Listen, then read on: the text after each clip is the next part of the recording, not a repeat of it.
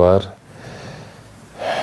Nous vous réitérons nos salutations à tous et à toutes et commençons ces propos par des mots de remerciement.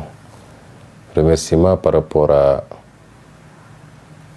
tout ce qui s'est passé depuis jeudi, par rapport à toutes ces inquiétudes qui ont été exprimées par tous les compatriotes, mais également par beaucoup de partenaires internationaux qui se sont enquis de ma santé et qui se sont beaucoup inquiétés.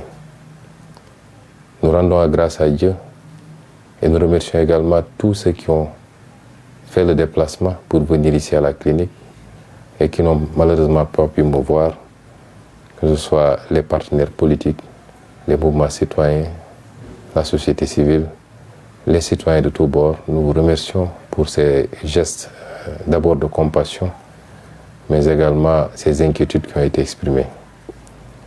Vous rassurez qu'on va beaucoup mieux et nous le devons au personnel médical qui n'a cessé d'être à nos côtés depuis qu'on est venu à cette clinique, toutes spécialités confondues, et qui ont fait un travail extraordinaire pour nous permettre de nous adresser à vous aujourd'hui. Parce que il y a 3 ou 4 jours avant, nous n'aurions pas pu nous adresser à vous dans ces conditions. Ce qui s'est passé s'est passé au vu et au su de tout le monde.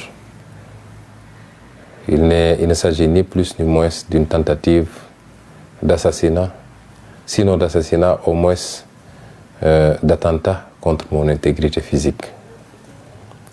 Au-delà des violations manifestes de mes droits, tendant pour la 2e fois à casser ma voiture pour m'en extirper et m'amener de force au tribunal pour une procédure dont ma présence n'est pas obligatoire au procès. Au-delà donc de cette violation flagrante de mes droits, au plan humain, ce qui s'est passé n'est ni plus ni moins une tentative, sinon d'assassinat carrément, au moins d'atteinte à mon intégrité physique. Ma voiture a été cassée et caillassée. J'ai été brutalisé, mais le pire, c'est que les agents de la police et de la BIP particulièrement m'ont aspergé d'un liquide à bout portant, un liquide extrêmement toxique qui produit des effets aussi bien respiratoires, des effets au niveau des yeux également, de la vue donc, des effets cutanés au niveau de la peau, mais également des effets au niveau de l'appareil digestif. Ce produit, nous ne savons pas encore exactement de quoi il s'agit, même si les médecins soupçonnent un produit particulier. Les habits ont été envoyés hors du pays pour les besoins de l'analyse, puisque malheureusement, il nous a été dit que les analyses ne peuvent pas être faites au Sénégal par nos laboratoires.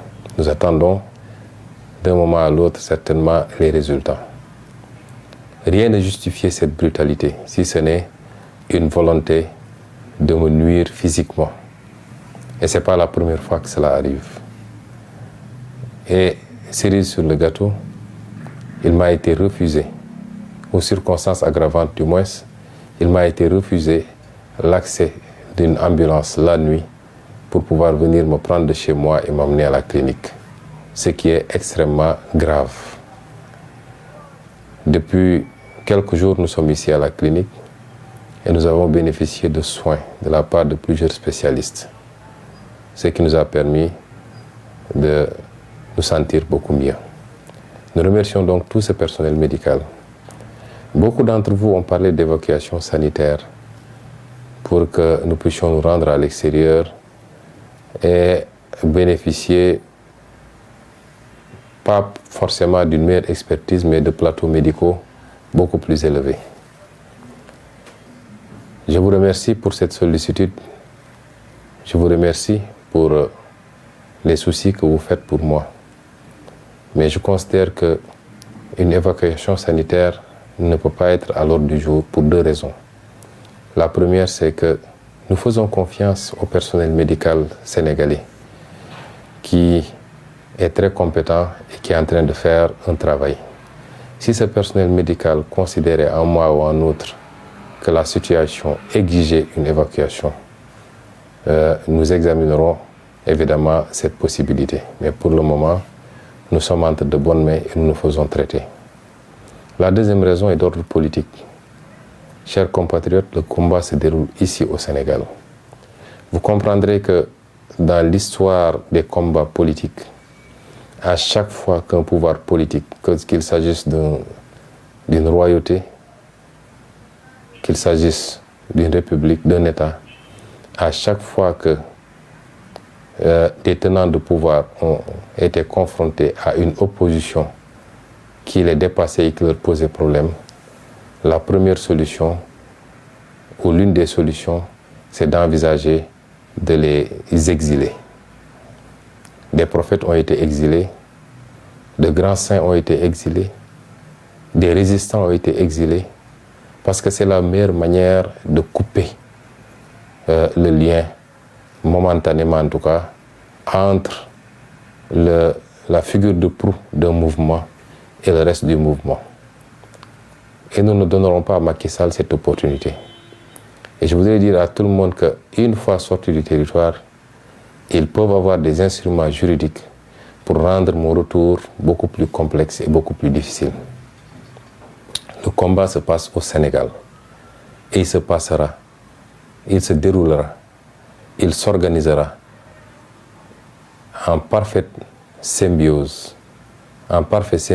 entre tous ces combattants, que ce soit ceux qui sont au niveau du top management, dont moi-même, ou alors ceux qui sont à la base et qui mènent le combat, de tous les citoyens sénégalais, de tous les patriotes. Et cela transcende les partis politiques, ça transcende les mouvements. C'est aujourd'hui un combat pour l'avenir de ce pays. C'est un combat pour la survie de notre patrie. C'est un combat pour la sauvegarde de notre démocratie, largement compromis par Macky Sall et son régime dictatorial. Et c'est pourquoi je resterai ici, au Sénégal. Et je continuerai le combat à vos côtés. Je voudrais simplement dire que la stratégie de la terreur de Macky Sall ne passera pas. De mars 2021 maintenant, énormément de gens sont tombés sous les balles de la police et des milices privées de Macky Sall. Aujourd'hui encore, à Bignona, dans le sud du pays, un jeune garçon a été fortement abattu d'une balle à la tête par les forces de défense et de sécurité. Je voudrais interpeller la communauté internationale que ces agissements constituent, in fine, des crimes contre l'humanité et que tôt ou tard, Macky Sall devra rendre compte, soit devant une juridiction nationale ou auprès des juridictions internationales, de ces crimes qui ne peuvent en aucun cas être impunis et qui ne sont justifiés que par son désir de faire coûte que coûte un troisième mandat et d'éliminer des adversaires politiques dont moi-même, Ousmane Sonko, considéré comme son principal opposant. Ce qui s'est passé est très grave et j'ai dit à Macky Sall de prendre sous toutes ses dispositions s'il est prêt à attenter à ma vie, parce qu'à chaque fois, je lui opposerai la même résistance à chaque fois qu'il voudra violer mes droits les plus élémentaires et à chaque fois qu'il voudra procéder à une brutalité policière pour m'imposer soit un circuit, une trajectoire à suivre ou alors m'enfermer chez moi. Et c'est pourquoi j'en appelle à tout le monde, à tout le peuple sénégalais. Et j'en appelle également à tous les partenaires du Sénégal. Parce que ce qui se passe au Sénégal nous amènera forcément vers des lendemains très incertains. Nous ne reculerons pas. Nous mènerons la bataille jusqu'au bout. Coûte ce que ça devra coûter, mais nous n'accepterons pas que Macky Sall et son petit groupuscule, extrêmement minorisé au Sénégal, nous imposent leur dictat. Je vous remercie pour votre aimable attention.